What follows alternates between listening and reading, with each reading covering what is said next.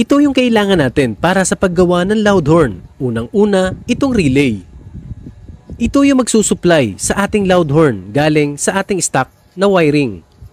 At kung gusto nyo naman lagyan ng stock horn at loud horn ang inyong mga motor, ay kailangan nyong gumamit nitong halo switch. Ito yung magiging selector natin para maging stock horn at loud horn yung ating gagawin. At dito sa ating relay, ipapakita ko lang kung para saan yung mga wires na nandito. Unahin natin itong dilaw na wire. Ito yung magsisilbing 85 at 86 natin. At yung blue naman ay para sa ating 87. At yung red naman ay para sa ating power source. O ito yung pupunta sa ating battery. Dito makikita nyo na nakakonekta yung ating 85 at 86 doon sa stock wiring ng ating busina. At itong pula naman, yung number 30 natin ay nakakonekta sa positive line ng ating battery at meron itong fuse. Ilalagyan natin ng fuse yung ating mga connection, lalo na pag ito'y positive at papunta sa battery para mas safe ito. At dito naman makikita nyo yung aking ginawang terminal. Dahil mahilig ako mag-test kaya kailangan ko ng output or outlet para sa aking mga testing. Para hindi na ako magbukas ng upuan at magkonekta sa battery. Dito may makikita kayong dalawang wire, isang red wire saka isang black wire. Yung red wire natin yung positive ng battery at itong black wire naman ito yung negative ng ating battery.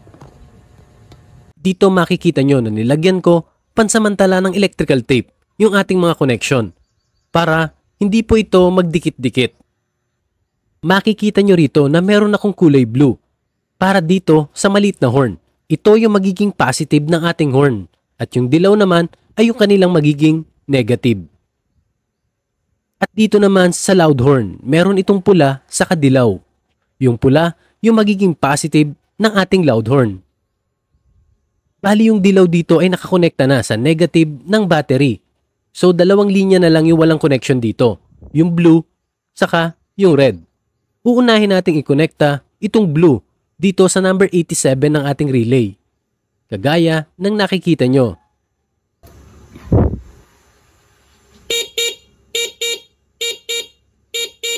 Yan na, yung ating small horn na tumutunog na naka-relay na. Ngayon, itong blue ng relay, ililipat naman natin dito sa red wire ng ating loud horn.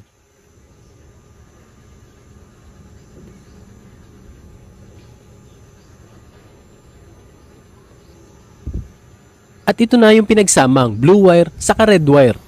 Huwag nyo munang pansinin yung mahinang tunog. Dahil ito ay para sa sample lamang natin. Ito yung close-up ng ating mga wiring dito sa ating busina. Yung dalawang yellow wire ng ating busina ay pinagsama natin. Dahil ito nga yung naging negative ng ating busina. At ito ay dumiretso dito sa negative ng ating battery. Ngayong gumagana na yung ating small horn at loud horn, gagamit naman tayo nitong halo switch.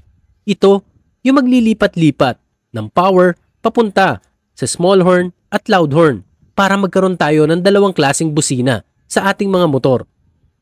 Dito sa kanyang mga wire, itong red at black wire ay ihihiwalay muna natin.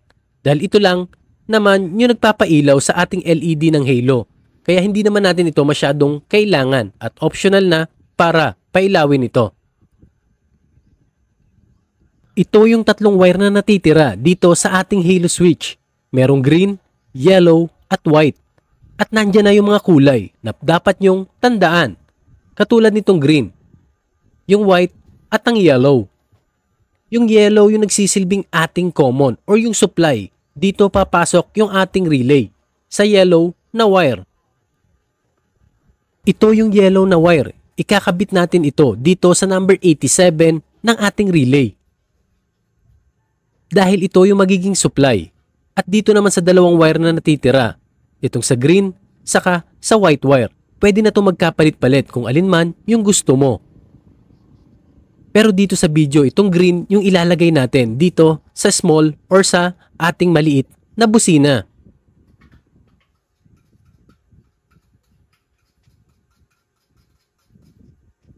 yung natitira naman na white na wire, ito naman yung ikakabit natin or ididikit dito sa ating loud horn.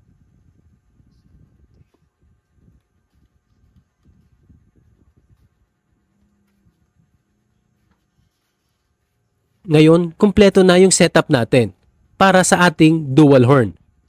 Isang linya para sa small, isang linya para sa ating maliit na horn, at isang linya para sa ating malakas na horn. Yung negative dito ay nakakonekta pa rin dito sa battery. Ngayon, itest na natin.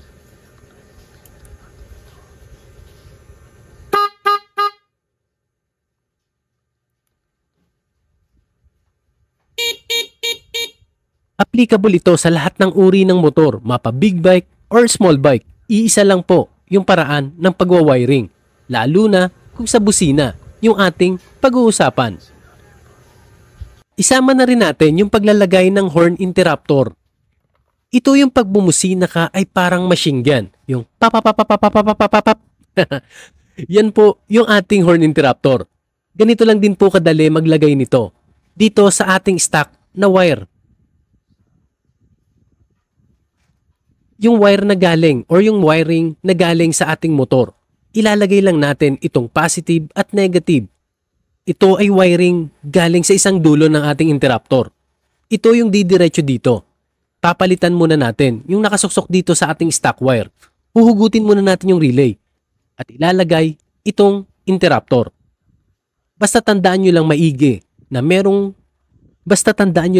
na kailangan na tama yung positive at negative na lalabas dito sa ating interruptor para ito'y gumana.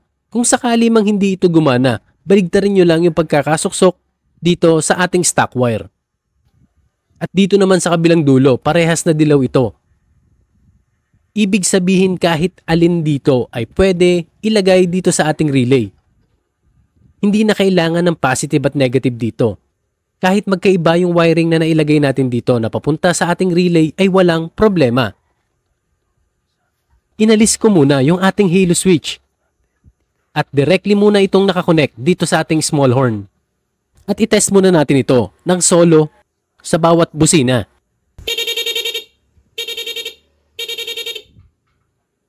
Ngayon, itest naman natin ito dito sa ating loud horn.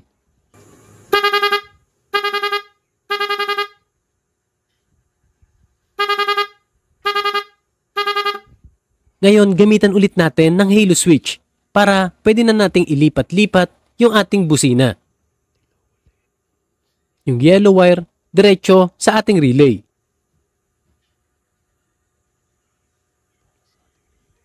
At yung green naman ay papunta sa ating stock horn. At yung white naman ay papunta sa ating loud horn. Bali ang trabaho lang ng halo switch ay ilipat ang busina o yung power na galing sa relay papunta sa stock horn or papunta sa loud horn. Kaya meron tayong dual horn selector. Kaya kailangan nating pindutin ito.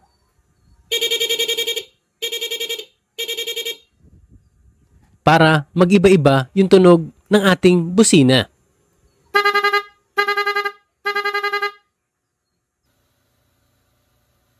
At ito naman yung sample na nakakabit dito sa aking motor. Pinahabaan lang natin yung wire mula dito sa ating relay. Parehas lang sila ng function. Dito, nakakonekta na siya mismo sa aking motor.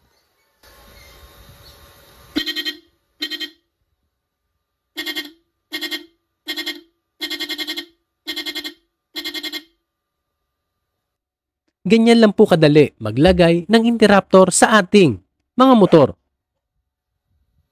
Maraming salamat po sa panonood ng aking video. Sana po'y nagustuhan niyo po ito. Huwag niyo po sanang kalimutan mag-like, share, at subscribe. God bless po at ride safe sa inyo pong lahat.